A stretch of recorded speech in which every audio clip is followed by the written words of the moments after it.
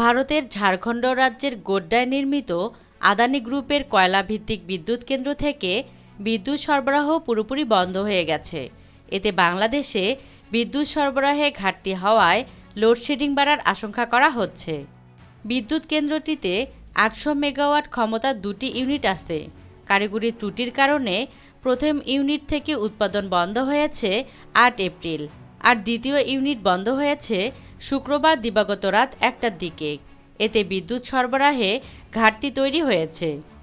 বিদ্যুৎ কেন্দ্র থেকে জাতীয় গ্রিডে বিদ্যুৎ সরবরাহের দায়িত্বপ্রাপ্ত রাষ্ট্রীয় সঞ্চালন সংস্থা পাওয়ার গ্রিড পিএলসি বাংলাদেশ ও বিদ্যুৎ উন্নয়ন বোর্ড একটি সূত্র জানিয়েছে, আদানির বিদ্যুৎ কেন্দ্র থেকে সরবরাহ শুরু না হলে কাল রোববার লোডশেডিং আরও বাড়তে পারে।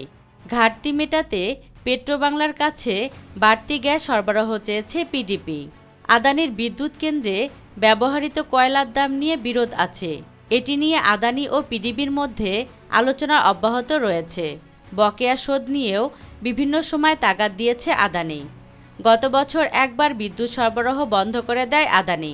এরপর নিয়মিত চলতি বিল পরিশোধ করায় একটি ইউনিটের উৎপাদন চালু করে তারা।